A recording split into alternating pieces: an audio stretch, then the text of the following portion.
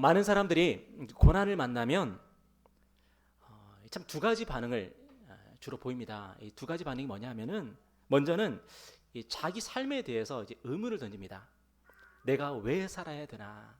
그리고 이제 더 이상 살기 싫다 하는 그런 생각을 하게 됩니다.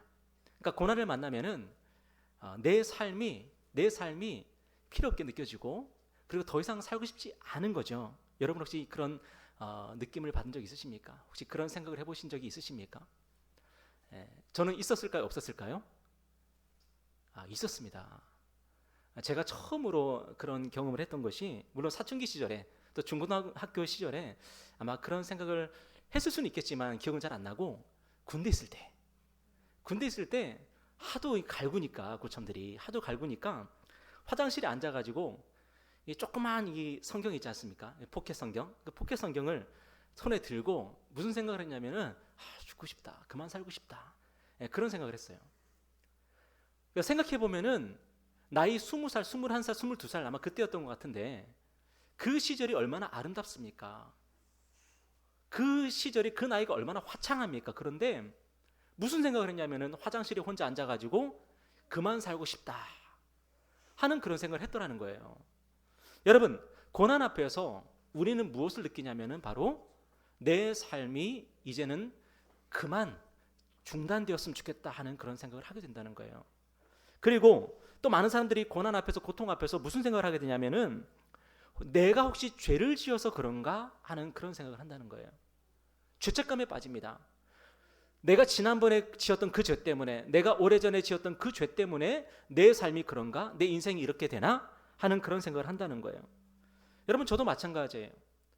저도 고난 앞에서 살기 싫은 그런 생각을 했을 뿐만 아니라, 저도 고난이 오면은, 고통이 찾아오면은 죄가 먼저 생각이 나요. 그리고 그 죄 때문에 내가 이렇게 지금 고통을 받고 있나? 그런 생각을 하게 되는 것입니다. 여러분, 그래서 우리가 고난 앞에서, 고통 앞에서 우리가 살기 싫어지기 때문에, 그리고 죄책감에 시달리기 때문에, 그 살기 싫어지는 그 마음, 그리고 죄책감에 시달리는 그 마음을 우리가 붙들고 그렇게 살아야 되는 것이 아니라, 그렇기 때문에 우리는 오늘 이 예배 자리로 나와야 되는 거예요. 왜냐하면은 이 예배를 통해서 우리가 하나님을 만나고, 예배를 통해서 우리가 하나님의 말씀을 듣고 나서 우리가 다시 생각해야 되는 거예요. 우리는 고난 앞에서, 고통 앞에서 스스로 성급한 판단을 하고 성급한 생각을 합니다. 본능적으로. 그런데 우리가 하나님을 만나면, 우리가 하나님의 임재 앞에 우리가 서게 되면은, 그때 우리의 생각이 다시 교정되어지고 달라지고, 하나님께서 우리에게 고통에 대한, 고난에 대한 그런 의미와 그런 이유를 우리에게 다시 설명해 주시는 그런 일들이 있게 되는 것입니다. 여러분, 오늘 성경이 증거하고 있는, 우리가 믿는 하나님, 그리고 성경이 증거하고 있는 하나님은 어떤 분이십니까? 바로 우리의 삶을 목적과 의미로 채우시는 그런 하나님이십니다. 여러분, 하나님의 사람들은요, 대충 사는 법이 없어요. 여러분, 성경을 읽어보십시오. 그리고 기독교 역사를 한번 훑어보십시오. 아니면은 쉬운 재미있는 신앙서적을 한번 읽어보십시오. 여러분, 하나님의 사람들 치고 게으른 사람이 없어요. 하나님 사람들 치고 인생 그만 살고 싶다 하는 사람들이 없어요. 하나님의 사람들은요, 하나님을 만났으니까, 내가 하나님을 경험했으니까, 하나님이 내 삶에 들어오셨으니까 난 이제 그만 살아야지, 살기 싫어하는 게 아니라, 하나님의 사람들은 내 삶을 정말로 가치 있게 살아나가고 싶다. 심지어 고난 속에서도, 고통 속에서도 그런 고백을 합니다. 고통 속에서 죽고 싶다가 아니라, 이 고통이, 이 고난이 정말로 하나님께 유익이 되었으면 좋겠습니다라는 그런 고백을 한다는 거예요. 그래서 고난을 감당하며 살아갑니다. 고통을 겪으면서도 그렇게 삶을 의미 있게, 가치 있게 그렇게 살아갑니다. 여러분, 그리고 하나님이요, 어떤 분이십니까? 우리의 죄책감으로부터 우리를 해방시키시는 하나님이세요. 여러분, 우리가 하나님을 만나면은 우리가 무엇을 알게 되지요? 무엇을 깨닫게 되죠? 하나님께서 우리를 죄책감으로부터, 죄로부터, 죄의 쓴뿌리로부터 우리를 해방시키기 위해서 무슨 일을 하셨는지를 우리가 알게 되지 않습니까? 하나님께서 그것을 위해서 우리에게 무슨 일을 하셨습니까? 자기 아들을 이 땅에 보내주시지 않았습니까? 여러분, 예수 그리스도께서 이 땅에 오셔서 우리에게 하신 가장 중요한 일이 무엇입니까? 우리를 죄로부터 해방시키신 거예요. 우리를 죄책감으로부터 자유케 하신 거예요. 여러분, 하나님을 통해서, 하나님 아들 예수를 통해서 저와 여러분 가운데 그런 일들이 풍성하게 매일매일 일어나기를 바랍니다. 여러분, 우리 예수님께서 이런 말씀하셨습니다. 수고하고 무거운 짐진 자들아 다 내게로 오라. 내가 너희를 쉬게 하리라. 버스 타고 지나가면은 그 교회 그 LED에 가장 많이 보이는 그 성경 구절이 이거 아닙니까? 수고하고 무거운 짐진 자들아 다 내게로 오라. 내가 너희를 쉬게 하리라. 여러분, 우리에게 있어서 가장 무거운 짐이 뭐죠? 바로 죄의 짐이란 말이에요. 죄책감의 짐이란 말이에요. 그런데 우리 예수님께서 그것으로부터 우리를 자유케 하셨습니다. 우리 예수님이 이 땅에 오셔서 하신 일이 뭐예요? 그 죄의 짐을 예수님이 지시고 우리를 죄로부터 자유케 하신 거예요. 예수님이 지신 그 십자가는 우리의 죄의 짐이었습니다. 그분이 십자가에 못 박히심은 우리의 그 죄를 자기가 우리 대신 정죄를 당하신 것입니다. 저주를 받으신 것입니다. 예수를 믿을 때에 우리가 무엇을 고백하게 됩니까?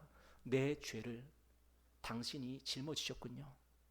내가 받을 그 정죄를, 내가 받을 저주를 예수님 당신께서 받으셨군요. 우리가 그것을 알게 되고 고백하게 되고, 그래서 우리가 예수 그리스도께 경배하고 영광 돌리는 것 아니겠습니까? 여러분, 예수님을 믿으면, 예수님을 만나면 이런 놀라운 일들이 저와 여러분의 삶 가운데 일어나게 됩니다. 혹시라도 우리 가운데 살기 싫은 생각이 문득문득 드시는 분 계십니까? 왜 살아야 되는지 모르겠는 분이 혹시라도 계십니까? 그리고 고통에 대한, 고난에 대한 의미를 아직까지 발견하지 못한 분들이 혹시라도 계십니까? 그렇다면 여러분, 예수님을 꼭 만나시길 바랍니다. 그리고 예수님을 마음 깊이 영접하시길 바랍니다.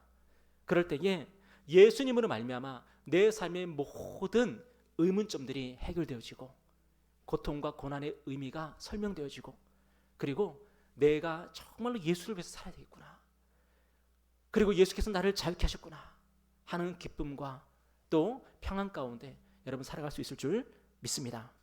여러분, 오늘 본문을 보면은 우리 예수님은 누구시냐, 오늘 성경이 증거하는 우리 예수님은 누구신가 하면은 바로 우리의 해방자고 또 우리를 자유케 하신 분이다 하는 것입니다. 그런데 특별히 오늘 이 성경에서 우리 예수님이 우리를 해방시키시는 분이다, 우리를 자유케 하시는 분이다, 이것을 어떻게 설명하고 있냐면은 바로 우리 예수님이 구약 성경이 증거하는 모세의 성취요, 모세의 완성이다 하는 것으로 증거하고 있는 것입니다. 여러분, 구약 성경을 보면은 구약 성경을 관통하고 있는 한 사람이 있는데 그 누구냐면 바로 모세입니다. 모세. 이 모세가 어떤 사람이냐 하면은 유대인들이요 가장 위대하게, 가장 뛰어나다고 그렇게 존경하고 지켜세우는 사람이 바로 모세예요. 지금도 여러분 이스라엘 사회, 지금 이스라엘이라는 나라가 있잖아요. 그 이스라엘 사회에서 가장 큰 영향력을 행사하고 있는 사람이 바로 이 모세예요. 모세는 바로 이스라엘 사람들의 그런 정신의 그 뿌리가 되고 근간이 되는 사람이에요. 여러분, 그런데 이 구약 성경이 증거하는 이 모세가 어떤 사람입니까? 이 모세는 이스라엘 백성을 이집트의 노예살이에서 해방시킨 사람이에요. 그러니까 정확하게 말하면은 이스라엘이라는 그 민족 있지 않습니까? 그 민족을 탄생시킨 사람이 바로 이 모세예요. 그러니까 모세 하면 어떤 사람이냐? 이스라엘 민족을 시작한 사람. 우리로 치면은 누구라고 할 수 있을까요? 우리로 치면은 당군? 미국으로 치면은 조지 워싱턴? 그런 사람이에요. 그러니까 이스라엘이 아직 민족이라고 하기 어려울 때에, 그리고 아직 나라라고 하기 어려울 때에, 그때에 이 모세를 통해서 이스라엘 민족이 시작되고 나라가 시작된 거거든요. 그러니까 모세 하면은 어마어마한 사람입니다. 구약을 관통하는, 구약에서는 뗄래 뗄 수 없는 사람이 바로 이 모세입니다. 이 모세 당시에 이스라엘 백성들은요 이집트인들의 억압과 학대로 인해서 고통받고 있었습니다. 그래서 자신들의 조상인 아브라함과 이삭과 야곱의 하나님께 살려달라고 부르짖고 있는 그런 상황이었습니다. 우리 좀 꺼내주십시오. 우리 좀 살려주십시오. 우리 좀 해방시켜 주십시오. 분명히 우리 아버지로부터, 우리 할아버지로부터 아브라함의 이야기 들었고, 이삭의 이야기를 들었고, 야곱 이야기를 들었는데 분명히 우리를 해방시켜 준다고 분명히 약속했는데, 하나님이 우리를 구원해 준다고 분명히 약속했는데, 그 이야기를 듣긴 들었는데 지금 400년이 지나도록 우리는 구원받지 못하고 있습니다. 우리는 고통받고 있습니다. 우리를 살려주십시오. 그렇게 부르짖고 있을 그때였어요. 그때 하나님께서 때가 되어서 그 부르짖음을 들으시고 누구를 보내셨는가 하면 바로 이 모세를 보내신 거예요. 모세를 보내셔서 이스라엘 이 민족을 구원하신 것입니다. 모세는 이스라엘 백성을 억압하던 이 파라오, 이집트의 파라오와 싸웠습니다. 그리고 이스라엘 백성을 마침내 이집트에서 탈출을 시켰습니다.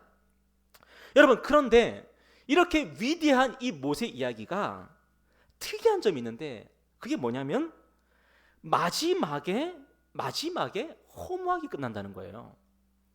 여러분, 만약에 이순신 장군이 외적과 막 싸웠어요. 근데 이순신 장군 이야기가 이게 통쾌한 건 뭐냐면은 이순신 장군이 외적을 결국 무찔러 내지 않습니까? 그죠? 임진왜란을 그래도 승리로 장식하지 않습니까? 그러니까 좀 통쾌하죠. 그러니까 이순신 이야기가 계속 되는 거예요. 원균 이야기는 잘 안 나오잖아요. 사극 막 드라마 주제가 원균이고 이런 거 없잖아요. 왜냐하면 원균은 너무 이렇게 이야기만 들어도 막 짜증이 나니까. 근데 이순신 이야기를 들으면 어때요? 외적들이 막 무너지고 쓰러지고 자빠지고 막 그러지 않습니까? 그러니까 이순신 이야기만 생각을 해도 너무너무 좋아요, 마음이. 여러분, 세종대왕 이야기는 어떻습니까? 제가 예전에 굉장히 이제 재밌게 본 이 드라마가 뿌리 깊은 나무 뭐 그런 거.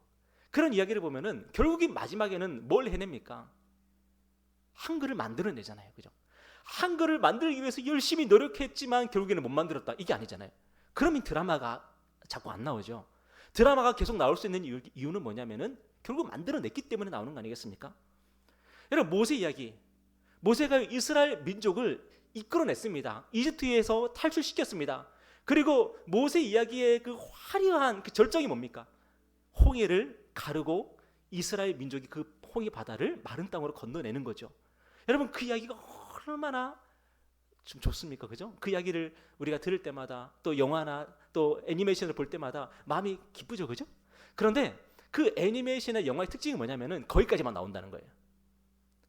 모세가 잘 나가는 그 순간까지만 나온다는 거예요. 근데 여러분, 그건요, 모세의 인생 가운데 중간 부분밖에 안 돼요. 모세가 120년을 사는데 그 중에 80살 정도. 여러분, 나머지 이 40년 기간은요, 모세는 뭘 합니까? 광야에서요 뺑뺑이 돌아요. 모세의 인생이요, 광야에서 뺑뺑이 도는 인생이에요. 여러분, 그리고 마지막에 모세가 어떻게 돼요? 마지막에 모세가요 가나안 땅에 들어가야 되는데, 원래 스토리라면 그렇게 돼야지 정상인데 가나안 땅에 못 들어가요. 결국에는 느보산에서 그냥 허무하게 죽어요. 가나안 땅을 보고 바라보고 그냥 죽어요. 여러분, 이 스토리가 얼마나 허무합니까? 여러분, 그래서 모세의 이야기를요 우리가 전체를 들여다보면은, 홍해 사건까지만 들여다보면은 너무너무 즐겁고 재미있는 이야기예요. 그런데 모세의 전체 이야기를 보면요, 모세 이야기는 굉장히 허무하고 씁쓸한 이야기예요. 모세가 결국은 가나안 땅에 못 들어갔더라, 그거거든요. 여러분, 그뿐입니까? 여러분, 이스라엘 백성 중에서 이집트를 탈출할 때에 20살 이상이었던 사람들은 다 군대 편입이 됐습니다. 그래서 전쟁을 하게 되면 이제 전쟁터에 나가고 그랬거든요. 근데 20살 이상으로서 군대 편입된 사람들이 있었는데 그 중에요 여호수아와 갈렙이라는 두 사람 빼고는 전부 다 가나안 땅에 못 들어가요. 분명히 모세와 함께 홍해를 건넜거든요. 그런데 그들은 가나안 땅에 못 들어가고 다 광야에서 다 엎드려져 죽어요. 그 이유가 뭐예요? 이스라엘 백성이 가데스 바네아라는 곳에 도착을 했는데, 이 가데스 바네아는 어떤 곳이냐면은 바로 코앞에 가나안 땅이 보이는 곳이에요. 이제 가나안 땅을 건너가면 되는 거예요. 그러니까 우리로 치면은 휴전선이 있어요. 휴전선이 있으면 우리로 치면은 철원 같은 곳이에요. 연천 같은 곳이에요. 이제 이 휴전선만 딱 건너가면은, 요단강만 건너가면은 이제 가나안 땅이에요. 여러분, 그런데 가나안 땅을 정탐하고 온 12명의 정탐꾼이 있었는데 그 중에 무려 10사람이 부정적인 보고를 하고 절망적인 보고를 합니다. 가나안의 원주민이 너무 크고 너무 장대하고 너무 강하다는 거예요. 거기는 신무기를 가지고 있다는 거예요. 전차가 있다는 거예요. 그것도 철병거가 있다는 거예요. 우리는 절대로 그들을 몰아낼 수 없어. 그들을 싸워서 이길 수 없어. 그런 절망적이고 비극적인 보고를 합니다. 어제 여호수아와 갈렙만 하나님이 우리와 함께 하시면 우리 이길 수 있습니다. 그들을 몰아낼 수 있습니다. 그 땅을 차지할 수 있습니다. 그런 보고를 합니다. 여러분, 본래 하나님의 계획은요, 이스라엘 백성이 2년 만에 가나안 땅에 들어가는 게 하나님의 계획이었어요. 2년 만에. 2년이면 충분했어요. 그런데 이스라엘 백성이 결국에는 하나님을 믿지 못하고 하나님을 의심하고 하나님께 불순종하고 우상 숭배하고, 그래서 이스라엘 백성이 광야 생활을 몇 년 합니까? 40년을 해요. 20세 이상의 장정들이요, 그 40년 동안 다 광야에서 죽어요. 하나님께 저주받아 죽고 심판받아 죽고 자신들의 죄 때문에, 자신들이 우상 숭배 때문에 다 그렇게 엎드려서 죽어요. 여러분, 결국 이게 모세 이야기예요. 모세 이야기는 모세가 가나안 땅에 들어갔더라가 아니라, 모세를 따랐던 그 이스라엘 백성들이 가나안 땅에 들어갔더라가 아니라, 그들은 못 들어갔더라. 광야에서 다 엎어졌더라. 그게 모세 이야기예요. 여러분, 그런데 이 모세 이야기가 결국 우리에게 무엇을 말해주는 것입니까? 이런 모세 이야기는요, 결국에는 우리를 구원할 분이 오셔야 된다는 것을 보여주는 거예요. 이게 모세 이야기고요, 그리고 구약 성경 전체 이야기예요. 여러분, 우리가 구약을 읽을 때마다 항상 우리가 무엇을 봐야 되냐면은 스토리가 왜 이렇게 끝나지를 봐야 돼요. 구약의 이야기는요, 스토리가 왜 이렇게 끝나지? 이상하네? 뭔가 찜찜하네? 이게 구약의 이야기예요. 그래서 구약의 이야기를 읽고 모세 이야기를 읽고 아브라함의 이야기를 읽고 다윗의 이야기를 읽을 때마다 우리는 무슨 생각을 해야 되냐면은, 완전한 아브라함, 완전한 모세, 완전한 다윗이 오셔서 우리를 구원하셔야 되는데 라고 하는 기대와 소망을 가지고 읽어야 돼요. 안 그러면요, 그 이야기는 결국에는 김 빠진 콜라 같은 그런 이야기가 되는 거예요. 여러분, 그런데 오늘 본문을 보십시오. 오늘 본문을 보면은, 오늘 본문이 우리에게 증가하는 게 뭐죠? 바로 예수님이야말로 우리의 진정한 구원자다. 예수님이야말로 우리의 진정한 해방자요 그리스도라는 것을 오늘 본문이 보여주는 거예요. 여러분, 오늘 13절 말씀 한번 읽어보겠습니다. 13절 말씀 한번 읽어보겠습니다. 13절, 자, 시작. 그들이 떠난 후에 주의 사자가 요셉에게 현몽하여 이르되 헤롯이 아기를 찾아 죽이려 하니. 오늘 본문에 보니까 여기 그들은 누구냐면 동방박사예요. 동방박사. 여러분, 헤롯은요, 동방박사들로부터 어떤 정보를 듣는가 하면은 그리스도가 탄생했다는 그 정보를 들어요. 여러분, 이스라엘 백성들이, 유대인들이 그렇게 대망하고 그렇게 갈망하던 그리스도가 탄생했다는 그 정보를 헤롯이 들었어요. 그러면은 헤롯은 어떻게 반응해야 정상이에요? 당시 유대 임금이었던 헤롯은 어떻게 반응해야 돼요? 메시아가 오셨습니다. 그리스도가 오셨습니다. 구원자가 오셨습니다. 그러면 헤롯은 어떻게 반응해야 돼요? 옛 선지자들이 예언했고 온 이스라엘 백성들이 대망하는 그분이 오셨으니까 당연히 그분을 맞을 준비를 해야 되는 거 아닙니까?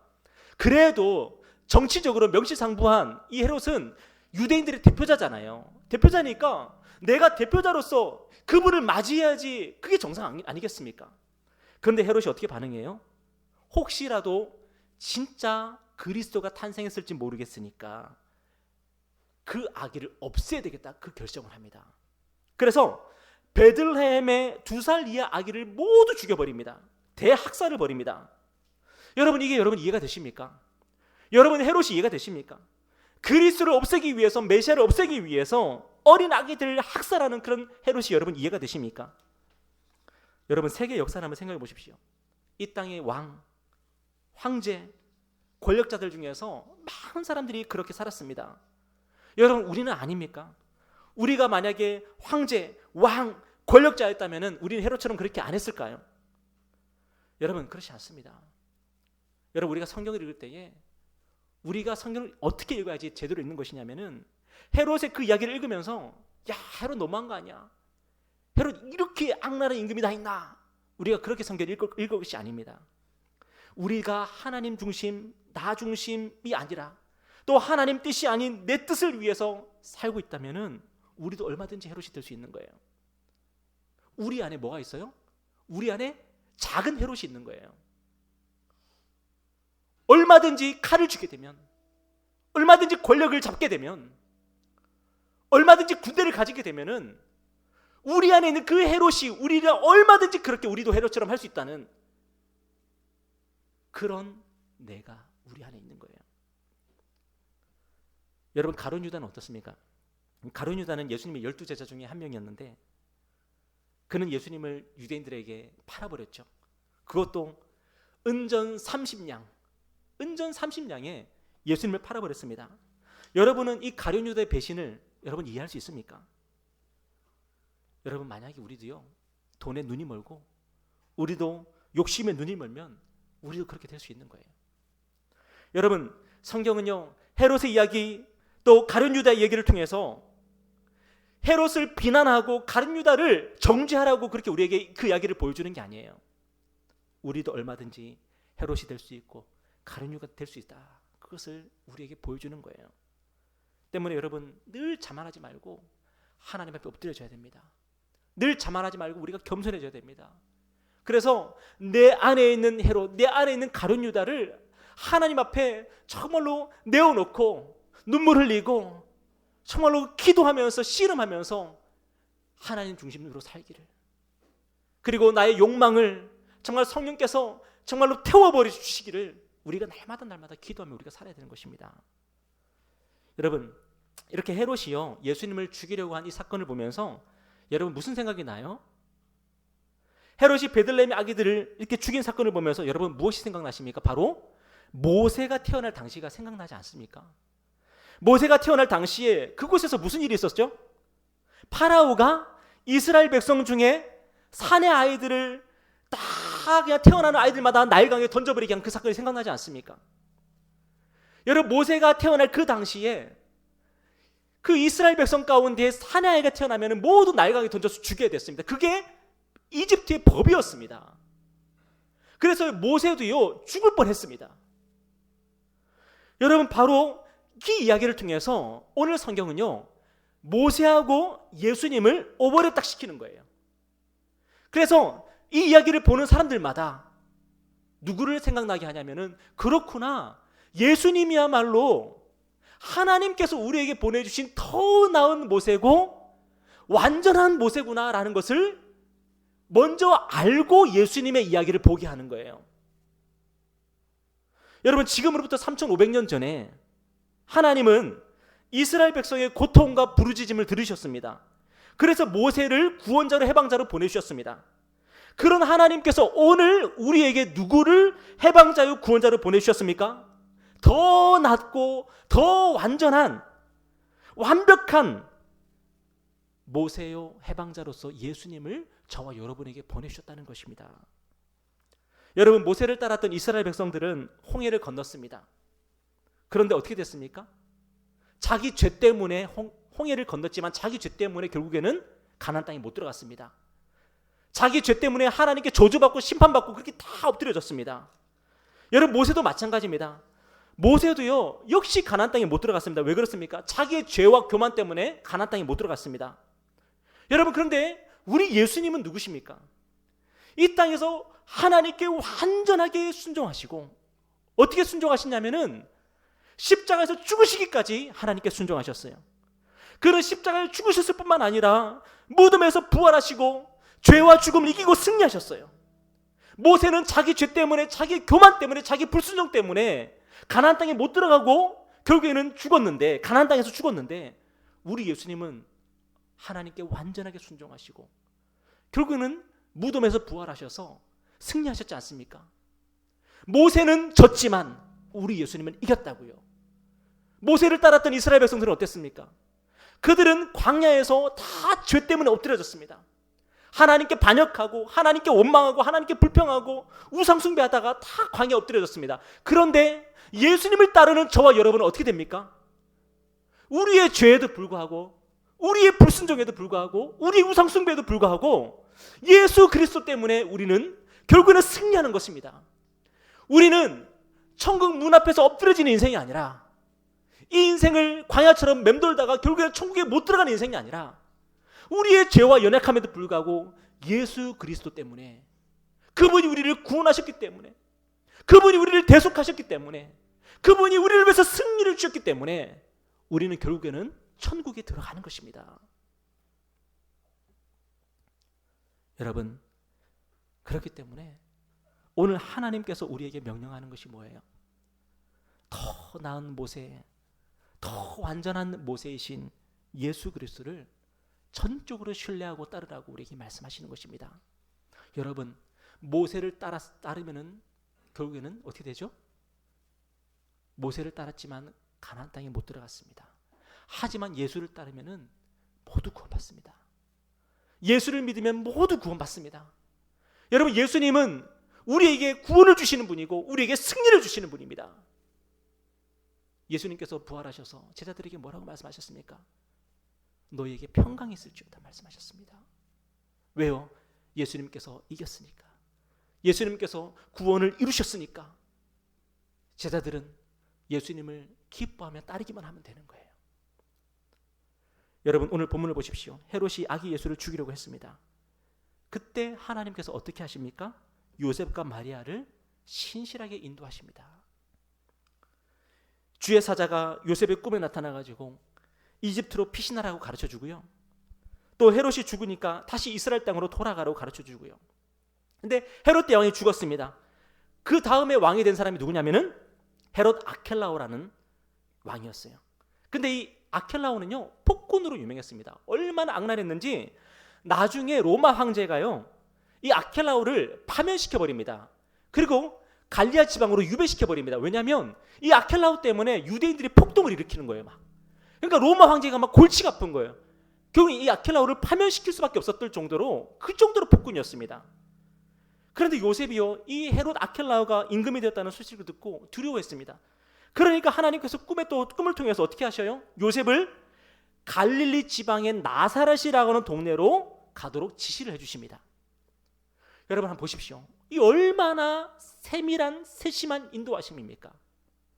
하나님이요, 요셉과 마리아가 어떻게 해야 되는지, 어디로 가야 되는지 그들의 인생을 신실하게 인도하시더라는 거예요. 여러분, 무엇 때문입니까? 요셉과 마리아 때문이 아니라 요셉과 마리아가 예수님과 함께 있었기 때문에 그런 인도를 받는 거예요. 요셉과 마리아가 특별한 사람들이었기 때문이 아니라 그들이 아기 예수와 함께 있었기 때문에 그렇게 하나님께서 그들의 인생을 신실하게 인도하셨던 거예요. 여러분, 오늘 저와 여러분의 삶에 있어서 가장 중요한 게 바로 이겁니다. 뭐냐면 예수 그리스도와 함께하는 거예요. 모세는 광야에서 이스라엘 백성들을 인도했습니다. 광야는요, 어떤 곳이냐면 아무것도 없는 곳이에요. 광야는요, 텅 비어 있는 곳이에요. 원래 그게 광야의 원뜻이에요. 텅 비어 있는 곳, empty, 텅 비어 있는 곳. 거기에는요, 먹을 게 없어요. 마실 게 없어요. 입을 것도 없어요. 낮에는 뜨거워서 죽고 밤에는 추워서 죽어요. 그러니까 광야는요, 사람이 살 수 없는 지옥 같은 곳이에요. 그런데 모세와 함께 있었던 이스라엘 백성들은 그것 때문에 죽는 법이 없었어요. 그들이요, 못 먹어서 죽는 법이 없었고요, 못 마셔서 죽는 법이 없었어요. 그들이 태양 때문에 죽는 법이 없었고요, 밤에 추위 때문에 죽는 법이 없었다니까요. 그들이 죽었다면은 오직 하나님을 믿지 않아서 죽은 거고 하나님께 불순종해서 죽은 거지, 그들은 절대로 공급받지 못해서, 인도받지 못해서 죽은 법이 없었어요. 여러분, 하나님은요, 모세를 통해서 이스라엘 백성의 필요를 다 채우셨습니다. 하물며 더 나은 모세이시고 완전한 모세이신 예수님을 따르는 백성들은 어떻겠습니까? 하나님은 예수 그리스도를 믿고 신뢰하는 우리를 반드시 인도하십니다. 우리 하나님은 광야에서도 자기 백성을 먹이시고 입히셨어요. 하물며 우리의 삶, 우리의 인생은 그렇게 안 하시겠습니까? 무엇보다도 우리 하나님께서 우리에게 약속하신 것이 무엇입니까? 바로 성령님 아닙니까? 성령님. 여러분, 오늘 저와 여러분이 물질이 없어서 고통스럽습니까? 주변에 사람이 없어서 고통스럽습니까? 여러분, 우리가 배우지 못해서 고통스럽습니까? 여러분, 우리가 진정으로 고통스러운 이유가 뭡니까? 우리 안에 하나님으로 가득하지 않아서 고통스러운 거 아닙니까? 우리 영혼이 메말라 있기 때문에 고통스러운 거 아닙니까? 우리 영혼이 먹지 못하고 마시지 못해서 고통스러운 건 아니겠습니까? 여러분, 그런데 하나님께서 우리에게 뭘 약속하세요? 우리 영혼이 목마를 때에 마실 생수를 주시겠다고, 우리 영혼이 배고플 때에 먹을 양식을 주시겠다고 약속하시는 거예요. 바로 그분이 우리 예수님이시고 하나님의 성령님이세요. 우리 하나님께서 우리에게 예수님을 보내주시고 예수님으로 말미암아 우리에게 성령을 보내셔서 우리 영혼이 배고프고 우리 영혼이 목마를 때에 우리를 채우시겠다고 약속하시는 것입니다. 여러분, 예수 그리스도로 말미암아 예수께서 보내주시는 그 성령님으로 말미암아 여러분 충만한 삶을 사시기를 바랍니다. 하나님께서는 우리가 성령 충만하기를 바라십니다. 우리는 성령 충만할 수 있는 사람들입니다. 딱 하나만 하면 돼요. 뭐만 하면 되죠? 예수님만 믿고 따르면 되는 거예요. 그러면 예수님께서 채워주셔요. 예수님께서 채워주시고 인도해주시고 우리를 보호해주시는 것입니다. 오늘 23절 말씀 보니까 우리 한번 읽어볼까요? 23절 자 시작. 나사렛이라는 동네에 가서 사니 이는 선지자로 하신 말씀에 나사렛 사람이라 칭하리라 하심을 이루려 함이러라. 여러분, 요셉과 마리아는요 아기 예수를 드리고 이제 나사렛에 정착을 하게 됩니다. 여러분, 나사렛이 어떤 곳인 줄 아십니까?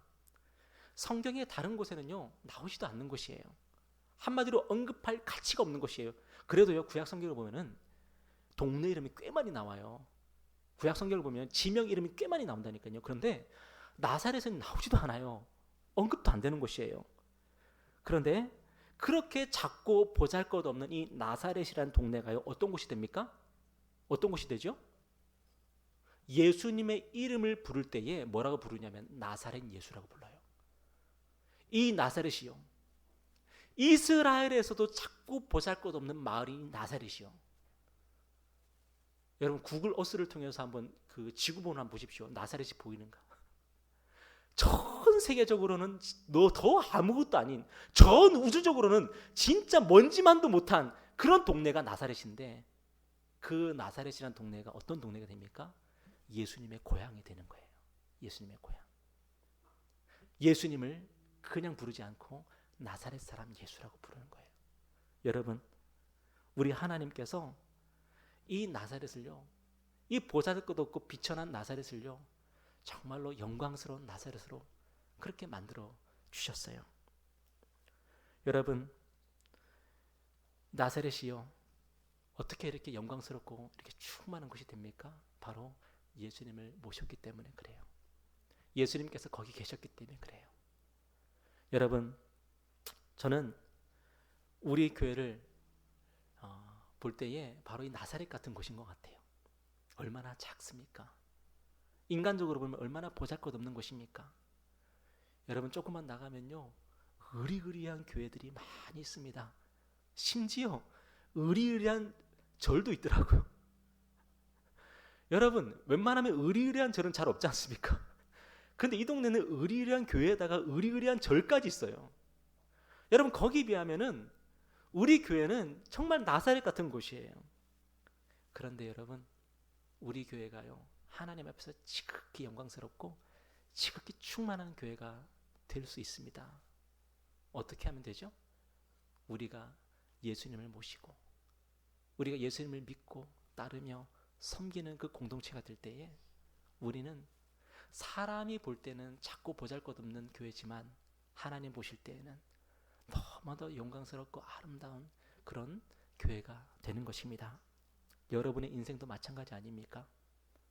여러분, 우리 가운데 인간적으로 정말로 영광스럽고 인간적으로 뭐 대단한 그런 사람들이 어디 있습니까? 다 고만고만한 그런 사람들 아닙니까? 성경에 보면 예수님이 항상 가장 많이 말씀하셨던 사람들이 작은 자들이거든. 작은 자들, 소자, 작은 자들.